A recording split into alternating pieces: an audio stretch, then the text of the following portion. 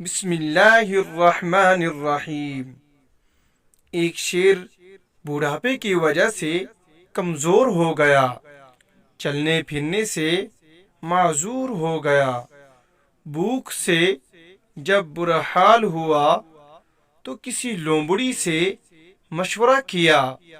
اس نے کہا فکر نہ کرو، میں اس کا بندوبست کر دوں گی۔ یہ کہہ کر لومڑی نے پورے جنگل میں مشہور کر دیا کہ شیر بہت بیمار ہے اور بچنے کی کوئی امید نہیں ہے۔ یہ خبر سنتے ہی جنگل کے جانور اس کی عیادت کو آنے لگے۔ شیر غار میں سر جھکائے پڑا رہتا اور عیادت کے لیے آنے والے جانوروں کا شکار کر کے اپنی بھوک مٹاتا رہتا۔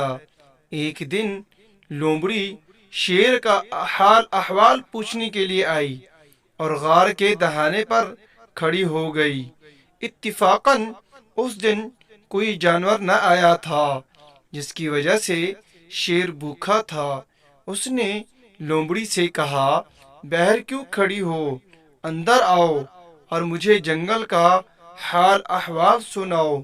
لومڑی نے چالاکی سے جواب دیا نہیں، میں اندر نہیں آ سکتی، میں یہاں باہر سے آنے والے پنجوں کے نشان دیکھ رہی ہوں لیکن واپسی کے نہیں۔